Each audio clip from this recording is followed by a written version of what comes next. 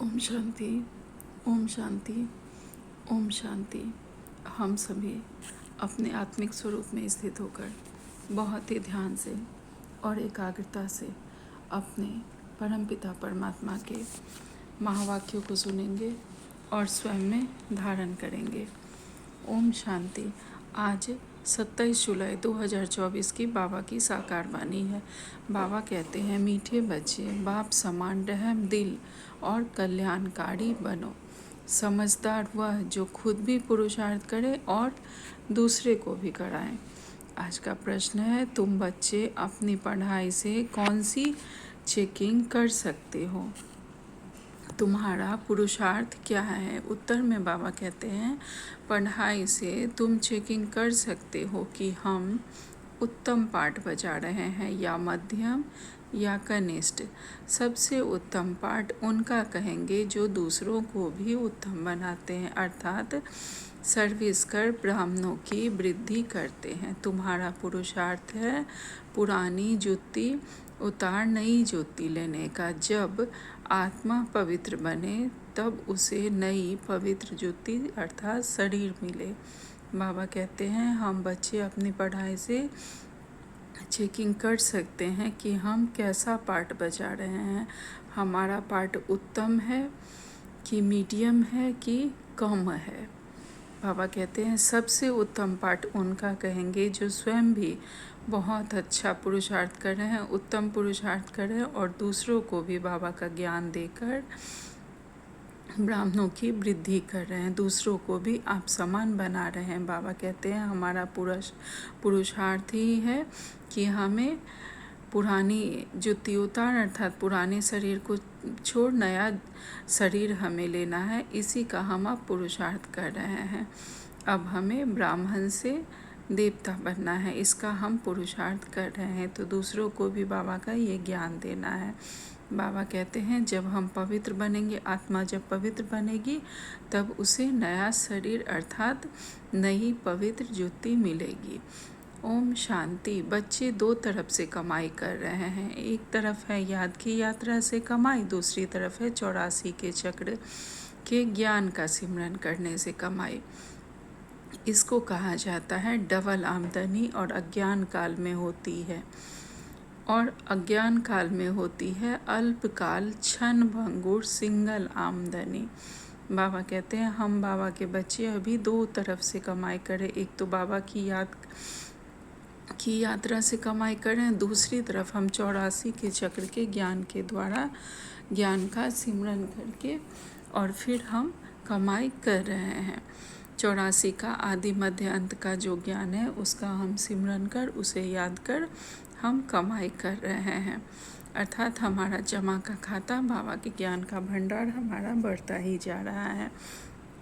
बाबा कहते हैं, इसको कहा जाता है डबल आमदनी, और अज्ञान काल में होती है अर्थात भक्ति मार्ग में होती है क्षण भंगुर की सिंगल आमदनी।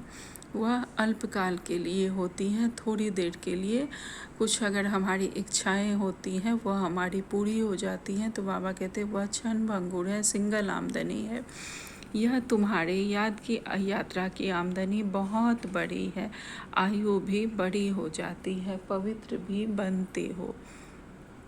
बाबा कहते हैं, इस याद की यात्रा से हमारी आमदनी बहुत बड़ी हो जाती है, आयु भी हमारी बढ़ती जाती है और साथ ही हम पवित्र भी बनते जाते हैं और सभी दुखों से छूट जाते हैं। बहुत बड़ी आमदनी है। सतयुग में आयु भी बड़ी हो जाती है, दुख का नाम नहीं, क्योंकि वहाँ रावण राज्य ही नहीं, अज्ञान काल में पढ़ाई का अल्पकाल का सुख रहता है। और दूसरा, पढ़ाई का सुख शास्त्र पढ़ने वालों को मिलता है। बाबा कहते हैं, अज्ञान काल में पढ़ाई का अल्पकाल का सुख रहता है और दूसरी पढ़ाई का, एक तो लौकिक पढ़ाई हुई, दूसरी जो हम शास्त्रों के द्वारा पढ़ते हैं उससे जो हमें कुछ देर की सुख और शांति मिलती है जो कि अल्पकाल की है, वो हमें मिलती है। बाबा कहते हैं, उनसे फॉलोअर्स को कुछ फ़ायदा नहीं होता है। जो उस मार्ग में चलते हैं उससे बहुत फ़ायदा नहीं होता है। फॉलोअर्स तो हैं भी नहीं, क्योंकि वह तो ना ड्रेस हाथी बदलते ना घर बार छोड़ते, तो फॉलोअर्स कैसे कह सकते हैं। वहाँ तो शांति पवित्रता सब है। बाबा कहते हैं जो साधु संत इत्यादि होते हैं वह लोग ना तो ड्रेस आदि बदलते, अर्थात हम कौन सी ड्रेस बदलने हैं, इस जन्म के बाद फिर अगला जन्म हमारा नहीं होगा, हमारा ये अंतिम जन्म है। तो बाबा कहते हैं इसके बाद जो हमारा जन्म होगा तो हम देवता में जन्म लेंगे, सतयुग में जन्म लेंगे, हम जन्म मरण से छूट जाएंगे। लेकिन वो लोग एक शरीर छोड़ दूसरा शरीर लेते हैं, उनका ड्रेस नहीं बदलता है, अर्थात उनका पार्ट नहीं बदलता। वो ब्राह्मण से देवताएं में नहीं जाते और ना ही घर बार छोड़ते हैं।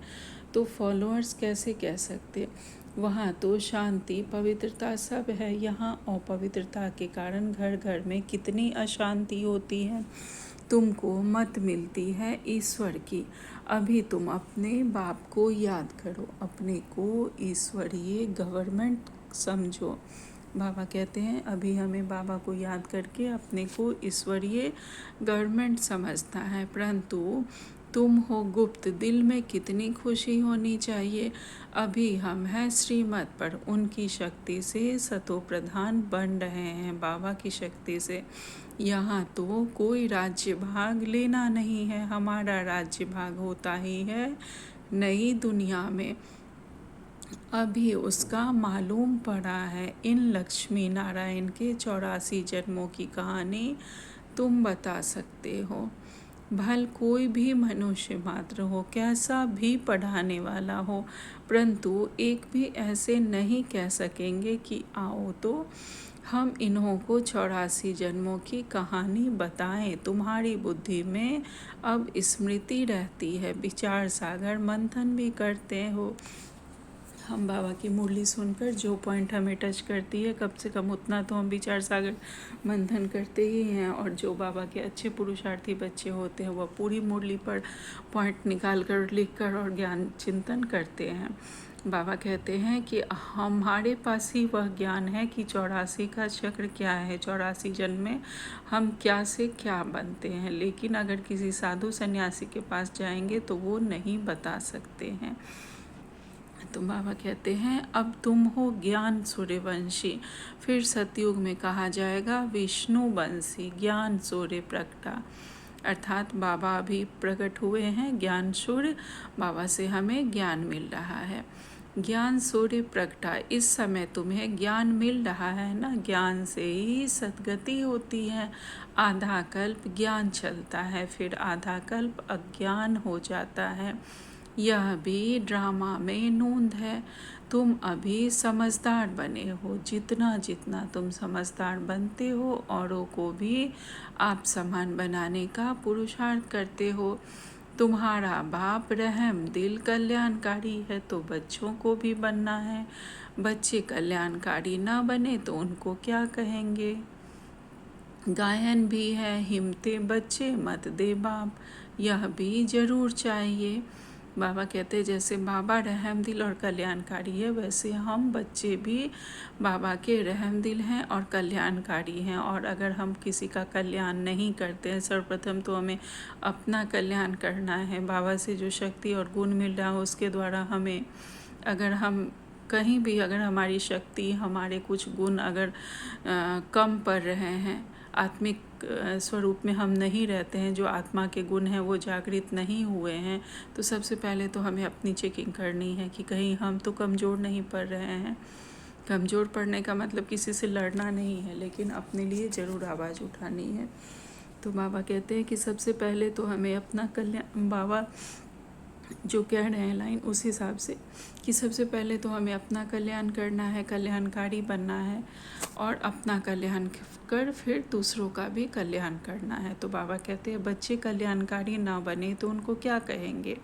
गायन भी है ना, हिम्मते बच्चे मत दे बाप, अर्थात हिम्मत का एक कदम बच्चे उठाएंगे तो बाबा की मदद ज़रूर मिलेगी। अगर खुद के लिए हम आवाज़ उठाएंगे तो बाबा 1000 भुजाओं से हमारे साथ है। तो बाबा पर निश्चय रखकर हमें अगर कुछ भी लगता है कि हमें बोलना चाहिए, करना चाहिए, किसी दूसरे के लिए भी, खुद के लिए भी, तो ज़रूर करना है।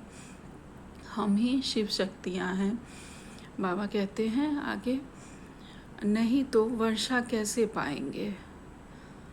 हिम्मते बच्चे मत दे बाप, यह भी ज़रूर चाहिए, नहीं तो वर्षा कैसे पाएंगे। अगर हम हिम्मत ही नहीं करेंगे तो वर्षा कैसे पाएंगे। सर्विस अनुसार तो वर्षा पाते हैं। ईश्वरीय मिशन होना जैसे क्रिश्चियन मिशन, इस्लामी मिशन होती है, वह अपने धर्म को बढ़ाते हैं। तुम अपने ब्राह्मण धर्म, दैवी धर्म को बढ़ाते हो। ड्रामा अनुसार तुम बच्चे जरूर मददगार बनेंगे। कल पहले जो पार्ट बजाया था वह जरूर बजाएंगे।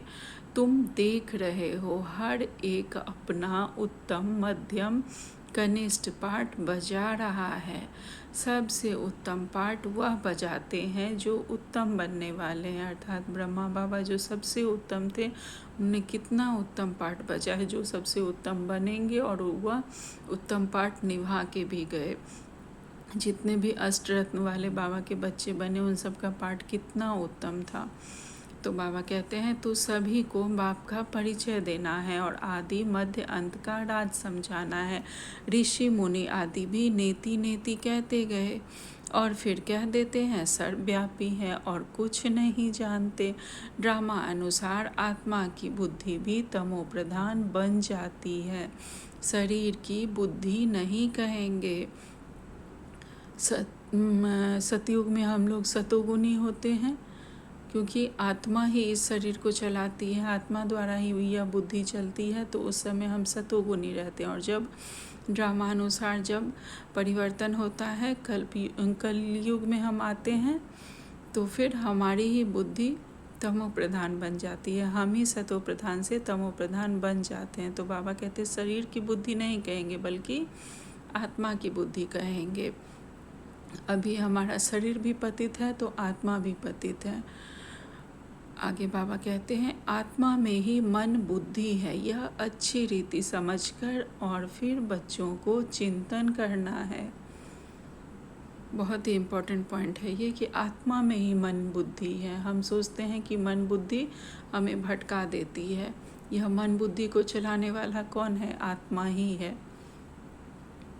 तो अगर योग में हमारा ध्यान नहीं लगता है तो हमें बहुत ही अटेंशन से अपनी सारी एकाग्रता एक जगह लगाकर उसे बाबा की याद में लगाना है।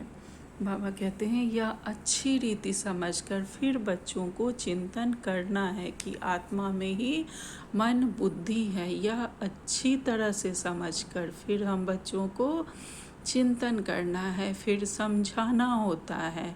वो लोग शास्त्र आदि सुनाने के लिए कितने दुकान निकाल बैठे हैं। तुम्हारी भी दुकान है, बड़े बड़े शहरों में तो बड़े दुकान चाहिए। बच्चे जो तीखे होते हैं उनके पास खजाना बहुत रहता है। जो अच्छे पुरुषार्थी बच्चे होते हैं वह बहुत सारी पॉइंट्स निकालते हैं और उसे अपने प्रैक्टिकल लाइफ में इम्प्लीमेंट करते हैं, तो उनके पास बाबा के ज्ञान का बहुत खजाना रहता है। कैसे हमारे सचिन भाई जी हैं, उषा दीदी सब हैं, उनके पास कितना खजाना है, हर पॉइंट्स पे वो कितनी अच्छी तरह से समझाते हैं कोई भी बातों को। तो बाबा कहते हैं इतना खजाना नहीं है तो कोई को दे नहीं सकते हैं अगर हमारे पास नहीं रहेगा खजाना। तो बाबा कहते हैं धारणा नंबरवार होती है, बच्चों को अच्छी रीति धारणा करनी है, कोई किसी को समझा सके। बाबा कहते हैं धारणा भी हम नंबरवार करते हैं। कोई को किसी का संस्कार होता है, बहुत भोजन की तरफ आकर्षण होता है, तो वो भोजन की या रहन सहन की किसी भी तरह की धारणा तुरंत नहीं कर पाते। और कोई बाबा के बच्चे होते हैं जो बहुत जल्दी धारणा में चले जाते हैं। तो बाबा कहते हैं धारणा नंबरवार होती है, बच्चों को अच्छी रीति धारणा करनी है, जो किसी को समझा सके।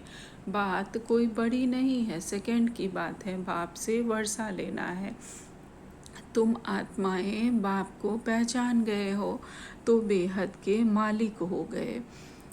मालिक भी नंबरवार होते हैं। बाबा कहते हैं हम आत्माएं बाबा को पहचान कर बेहद के मालिक बन गए, लेकिन मालिक भी नंबरवार होते हैं पुरुषार्थ अनुसार। राजा भी मालिक तो प्रजा भी कहेगी हम भी मालिक हैं। यहाँ भी सब कहते हैं ना हमारा भारत। तुम भी कहते हो श्रीमत पर हम अपना स्वर्ग स्थापन कर रहे हैं, फिर स्वर्ग में भी राजधानी है। अनेक प्रकार के दर्जे हैं। पुरुषार्थ करना चाहिए ऊंच पद पाने के लिए। बाप कहते हैं जितना अभी पुरुषार्थ कर पद पाएंगे वही कल्प कल्पांतर के लिए होगा। इम्तिहान में कोई की कम मार्क्स हो जाती है तो फिर हार्ट फेल भी हो जाते हैं। यह तो है बेहद की बात। पूरा पुरुषार्थ नहीं किया तो फिर दिल शिकस्त भी होंगे, सजा भी खानी पड़ेगी। उस समय कर ही क्या सकेंगे? कुछ भी नहीं। आत्मा क्या करेगी? वो लोग तो जीव घात करते डूब मरते हैं। इसमें जीव घात आदि की बात नहीं। आत्मा का तो घात होता नहीं, वह तो अविनाशी है। बाकी शरीर का घात होता है जिससे तुम पार्ट बजाते हो। अभी तुम पुरुषार्थ करते हो। यह पुरानी जुत्ती उतार, हम नई दैवी जुत्ती ले लेवे।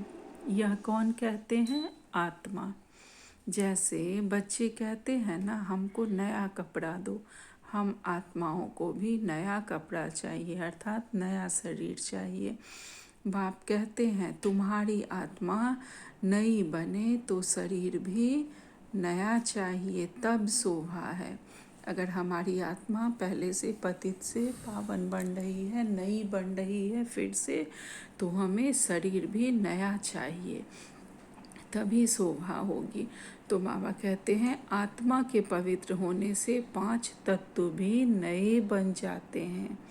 जब आत्मा हम सब की, पूरे विश्व की आत्माएं पवित्र होंगी तो 5 तत्व भी नए बन जाएंगे। अर्थात सतयुग की जब स्थापना होगी तो 5 तत्व नए रहेंगे। 5 तत्वों का ही शरीर बनता है। जब आत्मा सतो प्रधान है तो शरीर भी सतो प्रधान मिलता है। आत्मा तमो प्रधान तो शरीर भी तमो प्रधान। अब सारी दुनिया के पुतले तमो प्रधान है। दिन प्रतिदिन दुनिया पुरानी होती जाती, गिरती जाती है। नए से पुरानी तो हर एक चीज़ होती है, पुरानी हो फिर डिस्ट्रॉय होती है। यह तो सारी सृष्टि का सवाल है। नई दुनिया को सतयुग और पुरानी को कलयुग कहा जाता है। बाकी इस संगम युग का तो किसको भी पता नहीं। तुम ही जानते हो यह पुरानी दुनिया अब बदलनी है। अब बेहद का बाप, जो बाप टीचर गुरु है, उनका फरमान है कि पावन बनो। काम जो महाशत्रु है उस पर जीत पहन जगत जीत बनो। जगत जीत अर्थात विष्णुवंशी बनो। बात एक ही है। इन अक्षरों का अर्थ तुम ही जानते हो। कैसे हम जगत जीत बनेंगे, कैसे हम विष्णुवंशी बनेंगे, यह बातें सिर्फ हम बाबा के बच्चे ही जानते हैं। बच्चे जानते हैं हमको पढ़ाने वाला है बाप। पहले तो यह पक्का निश्चय चाहिए, बच्चा बड़ा होता है तो बाप को याद करना पड़े, फिर टीचर को, फिर गुरु को याद करना पड़े। भिन्न भिन्न समय पर तीनों को याद करेंगे। यहाँ तो तुमको तीनों ही इकट्ठे एक ही टाइम मिले हैं। बाप, टीचर, गुरु एक ही है। वो लोग तो वानप्रस्थ का अर्थ नहीं समझते। वानप्रस्थ में जाना है इसलिए समझते हैं गुरु करना चाहिए। 60 वर्ष के बाद गुरु करते हैं। यह कायदा अभी ही निकला है। बाप कहते हैं इनके बहुत जन्मों के अंत में, वानप्रस्थ अवस्था में मैं इनका सतगुरु बनता हूँ। अर्थात ब्रह्मा बाबा के जन्मों का जब वानप्रस्थ अवस्था आता है तब शिव बाबा उनके सतगुरु बनते हैं। बाबा भी कहते हैं 60 वर्ष बाद सतगुरु किया गया है, जबकि निर्वाण धाम जाने का समय है। बाप आते ही हैं सबको निर्वाण धाम में ले जाने। मुक्ति धाम जाकर फिर पाठ बजाने के लिए आना है। वानप्रस्थ अवस्था तो बहुतों की होती है, फिर गुरु करते हैं। आजकल तो छोटा बच्चा हुआ उनको भी गुरु करा देते हैं। फिर गुरु को दक्षिणा मिल जाएगी। क्रिश्चियन लोग क्रिश्चियनाइज कराने गोद में जाकर देते हैं, परंतु वह कोई निर्वाण धाम में नहीं जाते। यह सब राज पाप समझाते हैं। ईश्वर का अंत तो ईश्वर ही बताएंगे, शुरू से लेकर बतलाते आए हैं। अपना अंत भी देते हैं और सृष्टि का ज्ञान भी देते हैं। बाबा भी बताते हैं कि बाबा कब आते हैं और बाबा कब वापस चले जाते हैं, और सृष्टि का भी क्या है ज्ञान वो भी देते हैं। रचता और रचना की सारी नॉलेज हमें बाबा देते हैं। आदि मध्य अंत की सारी नॉलेज बाबा बताते हैं सृष्टि चक्र को। बाबा कहते हैं ईश्वर खुद आकर आदि सनातन देवी देवता अर्थात स्वर्ग की स्थापना करते हैं। इनका नाम भारत ही चला आता है। गीता में सिर्फ श्री कृष्ण का नाम डाल देने से कितना रोला कर दिया है। यह भी ड्रामा है, हार और जीत का खेल है। इसमें हार कैसे होती है यह बाप बिगड़ कोई बतला न सके। यह लक्ष्मी नारायण भी नहीं जानते कि हमको फिर हार खानी है। यह तो सिर्फ तुम ब्राह्मण ही जानते हो, शूद्र भी नहीं जानते। लक्ष्मी नारायण भी जब बनते हैं तो वो नहीं जानते कि वही सीढ़ियाँ उतरते उतरते फिर वो भी कलयुग में आते हैं, फिर कलयुग से संगम युग पर आते हैं, फिर ब्राह्मण बन देवताई गुणों को धारण करते हैं। बाबा कहते हैं यह तो सिर्फ तुम ब्राह्मण ही जानते हो, शूद्र भी नहीं जानते। बाप ही आकर तुमको ब्राह्मण से देवता बनाते हैं। हम सो का अर्थ बिल्कुल अलग है, ओम का अर्थ अलग है। मनुष्य तो बिगड़ अर्थ जो आया वह कह देते हैं। अभी तुम जानते हो कि कैसे नीचे गिरते हैं फिर चढ़ते हैं। यह ज्ञान अभी तुम बच्चों को मिलता है। ड्रामा अनुसार फिर कल्प बाद बाप ही आकर बताएंगे। जो भी धर्म स्थापक हैं वह आकर फिर अपना धर्म अपने समय पर स्थापन करेंगे। नंबरवार पुरुषार्थ अनुसार नहीं कहेंगे, उनके लिए नंबरवार पुरुषार्थ अनुसार नहीं कहेंगे जो दूसरे धर्मों के होंगे। वह सब बाद में अपना धर्म स्थापन करने द्वापर से आएंगे। तो बाबा कहते हैं नंबरवार समय अनुसार आकर अपना अपना धर्म स्थापन करते हैं। उनके आने का समय होता है, वह कोई यहाँ आकर पुरुषार्थ नहीं करते हैं। तो बाबा कहते हैं यह एक बाप ही समझाते हैं कि मैं कैसे ब्राह्मण फिर सूर्यवंशी चंद्रवंशी डिनाइस्टी स्थापन करता हूँ। अभी तुम हो ज्ञान सूर्यवंशी। बाबा जो स्थापना करते हैं वह सूर्यवंशी और चंद्रवंशी। जो कम पुरुषार्थ करते हैं, बहुत कम करते हैं, वह चंद्रवंशी में जाते हैं, और जो अच्छा पुरुषार्थ करते हैं वह सूर्यवंशी में जाते हैं। तो बाबा सूर्यवंशी और चंद्रवंशी डिनाइस्टी स्थापन कर रहे हैं। बाकी दूसरे धर्म वाले द्वापर से आते हैं। अभी तुम हो ज्ञान सूर्यवंशी जो फिर विष्णुवंशी बनते हो। अक्षर बड़ी खबरदारी से लिखने होते हैं जो कोई भूल ना निकाले। तुम जानते हो यह ज्ञान का एक एक महावाक्य रत्न हीरे हैं। बच्चों को समझाने की बहुत रिफाइननेस चाहिए। कोई अक्षर भूल से निकल जाए तो फट से राइट समझाना चाहिए। सबसे करीब भूल है बाप को भूलना। बाप फरमान करते हैं माँ में कम याद करो, यह भूलना नहीं चाहिए। बाबा कहते हैं अगर कोई भी, बाबा जो ज्ञान देते हैं, अगर हम बच्चे नहीं समझ पा रहे हैं तो कोई भी अक्षर अगर भूल से निकल जाती है तो बाबा कहते हैं फ़ौरन उसे सही करके समझाना चाहिए। तो हम लोग तो बहुत बाद के लास्ट वाली आत्माएं हैं, तो कोई अगर चीज़ में गलती हो जाए तो उसके लिए अगर नहीं समझा पाए तो उसके लिए क्षमा चाहेंगे। बाबा से क्षमा मांगना है, बाबा के बच्चों से हमें क्षमा मांगना है। तो बाबा कहते हैं कि अगर कोई भी अक्षर भूल से निकल जाती है तो फट से राइट कर समझाना चाहिए। सबसे बड़ी भूल है बाप को भूलना। अगर हम कुछ भी ज्ञान की पॉइंट्स अगर हम नहीं समझा पाते हैं तो कहीं ना कहीं से तो हमें पता चल ही जाता है, समझ ही लेते हैं उस बात को। लेकिन सबसे बड़ी भूल है बाबा को भूलना। अगर हम इतना भी प्रयास कर रहे हैं कि बाबा का ज्ञान एक से दूसरे तक पहुंचाए तो यह भी बाबा की सेवा है। लेकिन सबसे बड़ी भूल हम तब करते हैं जब हम बाबा को भूल जाते हैं। तो बाबा कहते हैं, बाप फरमान करते हैं, माँ में कम याद करो, यह भूलना नहीं चाहिए।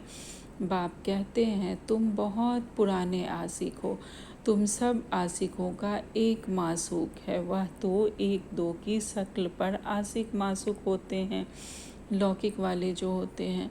यहाँ तो मासूक एक है, अर्थात मासूक सिर्फ एक हमारे बाबा हैं और हम सब बाबा के बच्चे, हम सब बाबा के आशिक हैं।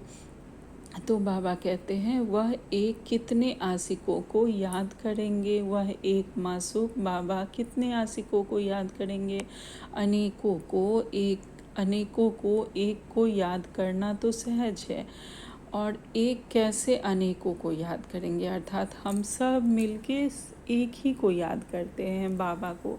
लेकिन बाबा कैसे इतने बच्चों को याद करेंगे। लेकिन बाबा याद तो रखते हैं, हम सब बच्चों को बाबा याद रखते हैं। हम सब के कर्मों को, संकल्पों को सब बाबा देखते हैं। जब भी हमें ज़रूरत होती है तो बाबा साक्षात खड़े होते हैं। तो बाबा कहते हैं, हम सब ने इस बात को अनुभव किया है कि जब भी हमें ज़रूरत पड़ती है बाबा हमारे साथ होते हैं, हमारे पास होते हैं। और कोई भी संकल्प अगर हमारे मन में उठता है तो कहीं ना कहीं मुरली में या किसी क्लास से आ ही जाता है। अर्थात बाबा भी हम सब बच्चों को देख रहे हैं। ऐसा नहीं है कि हम ही सिर्फ बाबा को याद करते हैं, बाबा भी हम सब बच्चों को याद करते हैं। तो बाबा कहते हैं, बाबा को कहते हैं, बाबा हम आपको याद करते हैं, आप हमको याद करते हैं। हम बच्चे बाबा से पूछते हैं, अरे याद तुमको करना है पतित से पावन होने के लिए, मैं थोड़े ही पतित हूँ जो याद करूँ। तुम्हारा काम है याद करना, क्योंकि पावन बनना है। जो जितना याद करते हैं और अच्छी रीति सर्विस भी करते हैं उनको धारणा होती है। जो जितना बाबा को याद करेंगे, बाबा की सेवा में लगे रहेंगे, अच्छी रीति सर्विस करेंगे, उन सबको धारणा बहुत ही अच्छे से होती जाएगी। तो बाबा कहते हैं, याद की यात्रा बहुत डिफ़िकल्ट है, इसमें ही युद्ध चलती है, बाकी ऐसे नहीं कि 84 का चक्र तुम भूल जाएंगे। यह कान सोने का बर्तन चाहिए, अर्थात बाबा के इस ज्ञान को धारण करने के लिए सोने का बर्तन चाहिए।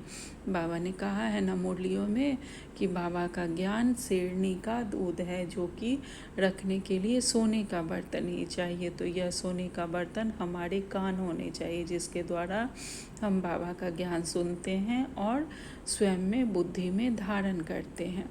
तो बाबा कहते हैं, जितना तुम याद करोगे उतनी धारणा अच्छी होगी, इसमें ताकत रहेगी। इसलिए कहते हैं, याद का जौहर चाहिए, ज्ञान से कमाई है। याद से सर्व शक्तियाँ मिलती है, ज्ञान से कमाई होती है। ज्ञान हमारी इनकम है, जिससे हमें प्राप्तियाँ होती जाती हैं। अर्थात इसी ज्ञान को जब हम ज्ञान को धारण कर लेते हैं, समझ लेते हैं और उसे अपनी प्रैक्टिकल लाइफ में इम्प्लीमेंट करते हैं, तो कितनी सारी बातों से, परेशानियों से हम बच जाते हैं, सहज रूप से हर बातों से पार हो जाते हैं। तो बाबा कहते हैं, ज्ञान ही इम्पॉर्टेंट है, ज्ञान ही सबसे पहले कमाई है, और उसके बाद जितना बाबा को याद करेंगे उतनी हमारे में शक्ति आती जाएगी। हर तरह की शक्तियाँ हम धारण कर पाएंगे। कभी अगर किसी शक्ति की ज़रूरत है, कहाँ समाने की, समेटने की, सहन करने की शक्ति की ज़रूरत है, किसी परिस्थिति में हमें शक्तिशाली बनने की ज़रूरत है, तो वो सब सर्व शक्तियाँ हमें बाबा की याद से बाबा के योग से मिलती है। और ज्ञान योग अच्छा होता है तो धारणा स्वतः ही होती जाती है। तो बाबा कहते हैं तलवारों में भी नंबरवार जौहर का फ़र्क होता है, वह तो है स्थूल बातें, मूल बात बाप एक ही कहते हैं, अल्फ को याद करो। दुनिया के विनाश के लिए यह एक एटॉमिक बॉम्ब जाकर रहेगा और कुछ नहीं। उसमें ना सेना चाहिए ना कैप्टन चाहिए। बाबा कहते हैं दुनिया के विनाश के लिए सिर्फ एक एटॉमिक बम की ज़रूरत है, वह जाएगा ही। बाबा ने कहा है कि वह गिरना ही है। उन्होंने जो इतने बड़े बड़े इतने भारी भरकम बम बनाए हैं वो रखने के लिए नहीं, वह आसनकुल उसके प्रयोग होंगे ही। तो बाबा कहते हैं और कुछ नहीं, और उसमें ना सेना चाहिए ना कैप्टन चाहिए, वो तो कहीं से बैठे बैठे छोड़ सकते हैं उस बम को। बाबा कहते हैं आजकल तो ऐसा बनाया है जो वहाँ बैठे बैठे बम छोड़ेंगे, तुम यहाँ बैठे बैठे राज्य लेते हो, वह वहाँ बैठे सब का विनाश करा देंगे। तुम्हारा ज्ञान और योग उनका मौत का सामान इक्वल हो जाता है। हम ज्ञान और योग के द्वारा बाबा से वर्षा लेते हैं, नया राज्य लेते हैं और उनके मौत का सामान इक्वल हो जाता है। बाबा कहते हैं यह भी खेल है, एक्टर्स तो सब है ना। भक्ति मार्ग पूरा हुआ है, बाप ही आकर अपना और रचना के आदि मध्य अंत का परिचय देते हैं। अब बाप कहते हैं व्यर्थ की बातें तुम नहीं सुनो, इसलिए hear no evil, see no evil, talk no evil. बाबा ने कहा है, इसका चित्र बनाया है। आगे बंदर का बनाते थे, अब मनुष्य का बनाते हैं, क्योंकि सूरत मनुष्यों की है परंतु सीरत बंदर जैसी है, इसलिए भेंट करते हैं। अभी तुम किसकी सेना हो? शिव बाबा की। बंदर से तुम मंदिर लायक बन रहे हो। बाबा हमें बंदर से मंदिर लायक बना रहे हैं और हम बाबा के ज्ञान और योग से बन रहे हैं। कहाँ की बात कहाँ ले गए हैं? बंदर कोई पुल आदि बांध सकता है क्या? यह सब है दंत कथाएं। कभी भी कोई पूछे शास्त्रों को तुम मानते हो? बोलो वाह, ऐसा कौन होगा जो शास्त्रों को नहीं मानेगा? हम सबसे जास्ती मानते हैं, तुम भी इतना नहीं पढ़ते हो जितना हम पढ़ते हैं। अगर कोई हमसे पूछे कि तुम शास्त्र को मानते हो तो हम बोलेंगे हाँ, नहीं बोलेंगे तो फिर तो उनका विरोध शुरू हो जाएगा। तो हमें बोलना है कि हाँ हम मानते हैं और हमने तो शास्त्र इतना पढ़ा है जितना तुम भी नहीं पढ़े हो, अर्थात हमने भक्ति बहुत की है तभी हमने बाबा को पाया है। तो बाबा कहते हैं तुम भी इतना नहीं पढ़े हो जितना हम पढ़े, आधा कल्प हमने पढ़ा है, आधा कल्प हम शास्त्र पढ़े हैं। स्वर्ग में शास्त्र भक्ति की कोई चीज़ नहीं होती। कितना सहज बाप समझाते हैं, फिर भी आप समान बना नहीं सकते। बच्चों आदि के बंधन के कारण कहाँ निकल नहीं सकते, यह भी ड्रामा ही कहेंगे। बाप कहते हैं हफ्ता 15 दिन कोर्स ले, फिर आप सामान बनाने में लग जाना चाहिए। बाबा कहते हैं जो बड़े बड़े शहर हैं कैपिटल में घेराव डालना चाहिए, तो फिर उनका आवाज़ निकलेगा। बड़े आदमी बिगड़ कोई का आवाज़ निकल ना सके। जोर से घेराव डालो तो फिर बहुत आएंगे।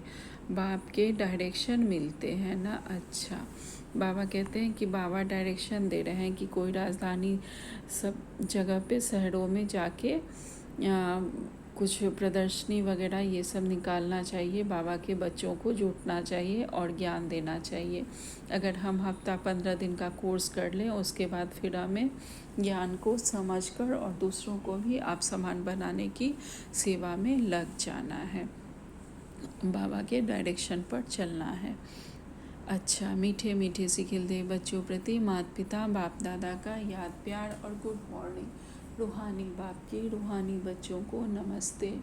हम सब रूहानी बच्चों की रूहानी माता पिता बाप दादा को याद प्यार, गुड मॉर्निंग और नमस्ते नमस्ते नमस्ते। शुक्रिया मेरे मीठे प्यारे बाबा। आपका लाख लाख शुक्रिया। आज धारणा के लिए मुख्य सार में पहली पॉइंट बाबा ने कही है, ज्ञान और योग से अपनी बुद्धि को रिफाइन बनाना है। बाप को भूलने की भूल नहीं करनी है। आशिक बन मासूक को याद करना है।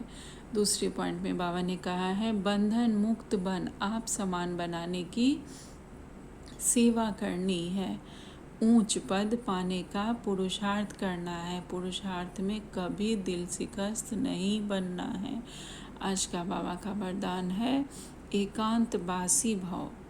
बाबा कहते हैं, 1 मिनट की एकाग्र स्थिति द्वारा शक्तिशाली अनुभव कराने वाले एकांतवासी भव।